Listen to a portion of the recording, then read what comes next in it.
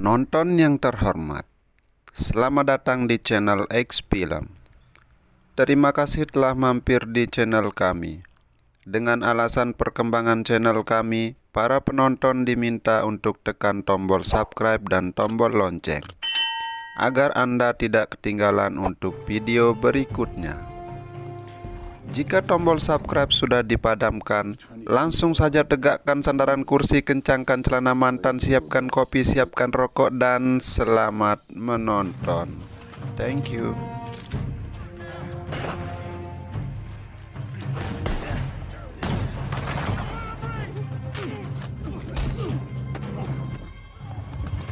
Open the gate.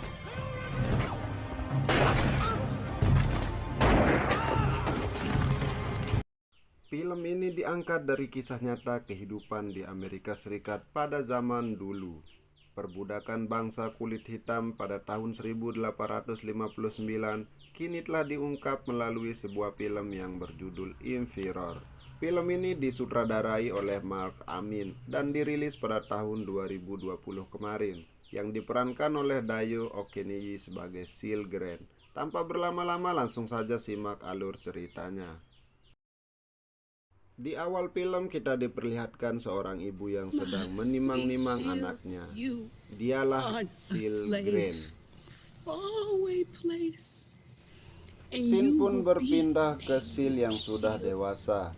Pada tahun 1859, Seal bekerja di perkebunan milik Tuan Dupan, bangsa kulit putih, tepatnya di Charleston, South Carolina.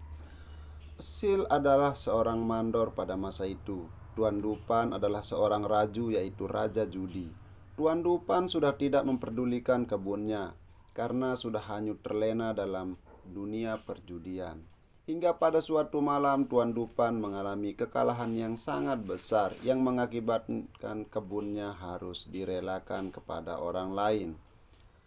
Kemudian keesokan harinya Tuan Dupan beserta anak istrinya pun meninggalkan rumah dan perkebunan. Kemudian para pekerja yang berasal dari kulit hitam dikumpulkan semuanya. Tuan Randolph mengumumkan bahwa dialah tuan baru mereka di perkebunan itu. Tuan Randolph juga memperkenalkan Tuan Hank yang akan menggantikan Seal sebagai seorang mandor. Penindasan atau perbudakan bangsa kulit hitam pun dimulai dari sini. Seal mendatangi Tuan Hank untuk meminta benih agar besok para pekerja kembali bekerja seperti semula. Seal meminta 6 ton benih, namun keesokan harinya Tuan Hank cuma membawa beberapa karung benih saja. Pada saat Tuan Randolph tahu kalau benih itu kurang, Tuan Hank malah melaporkan bahwa itu adalah jumlah permintaan Seal yang mengakibatkan Seal harus dihukum cambuk. Istrinya Seal yang mengetahui kejadian itu meminta agar cepat memberi kebebasan untuk keluarganya dan pergi ke utara. Namun Seal baru memiliki sedikit tabungan dan minta istrinya untuk bersabar.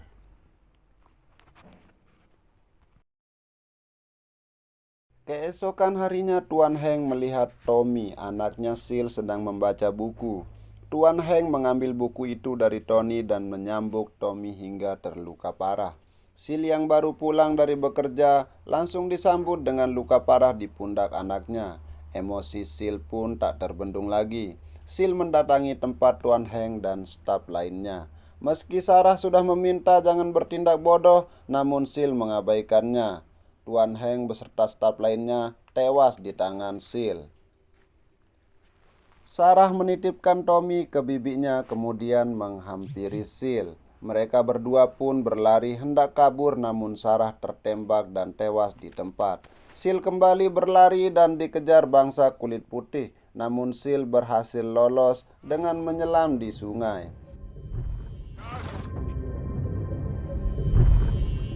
Lalu scene pun berpindah ke Luke yang sedang melaksanakan tugasnya. Luke ini adalah seorang pembunuh bayaran asal Texas. Terlihat Luke sedang menghabisi nyawa seseorang dengan imbalan $200. Ketika Luke dalam perjalanan untuk menyerahkan mayat tersebut, Luke dihadang oleh 2 orang kakak beradik yang ingin mayat tersebut. Namun usaha mereka gagal dan mereka berdua pun tewas di tangan Luke. Sin kembali berpindah ke Sil yang sedang hendak mencuri makanan, namun Sil tidak jadi mencuri makanan karena kaget melihat gambarnya yang sudah terpampang di setiap dinding rumah. Kini Sil pun masuk ke daftar pencarian orang dengan kasus pembunuhan. Sil kemudian masuk dalam barisan negro untuk mengelabui dua orang kulit putih yang sedang mencarinya. Lalu Sil pun berhasil lari ke hutan, namun Sil kembali dikejar dan diselamatkan oleh bangsa kulit hitam yang tidak bisa bicara karena lidahnya sudah dipotong. Sebut saja namanya Bajo. Sil pun kembali fokus ingin ke utara Carolina dan bertanya sama Bajo, apakah kamu tahu jalan ke Carolina Utara? Bajo pun tahu dan menuliskan peta di tanah. Setelah Sil memahami peta tersebut, Sil langsung berangkat dan berlari ke Carolina Utara. Singkat cerita, Sil pun sampai di White Oak, Carolina Utara. Sil bertemu dengan seseorang bernama Rusdell dari bangsa kulit hitam. Sil menanyakan arah jalan menuju Greensboro, di mana dulu di Greensboro kakek Sil berkuasa, sehingga Sil diberi nama dengan julukan Sil Green. Rusdell menawarkan Sil untuk beristirahat beberapa hari di tempatnya dan dijamin aman karena majikan Rusdell sedang berpergian. Sil pun mengikutinya karena Rusdell adalah bangsa kulit hitam. Namun siapa sangka Rusdell berniat jahat kepada Sil. Rusdell ingin menukarkan Sil dengan pembebasan dirinya.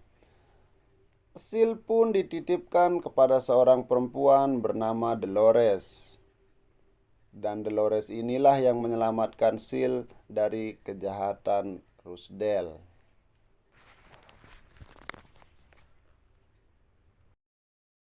Sin pun berpindah ke para petinggi kulit putih yang sedang mencari solusi bagaimana menangkap Sil hidup atau mati. Lalu salah seseorang dari mereka membawa Lux, si pembunuh bayaran yang sudah tidak diragukan lagi.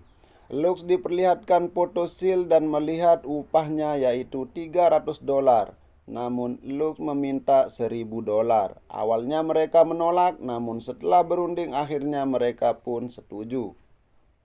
Lux mulai berangkat dengan mendatangi teman-teman lama Sil bekerja dulu.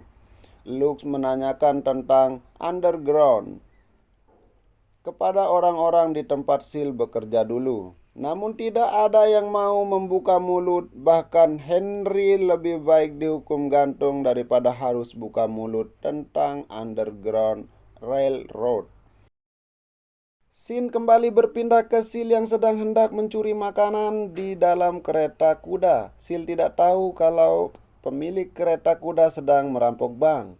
Dia adalah Rufus Kelly. Rufus adalah perampok yang bernyali besar. Dia sudah merampok bank 3 kali tapi tidak berhasil ditangkap.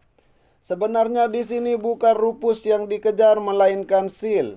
Baku tembak pun tak terelakkan yang membuat Rufus harus tewas dan uang hasil rampokan pun dibawa lari oleh Sil.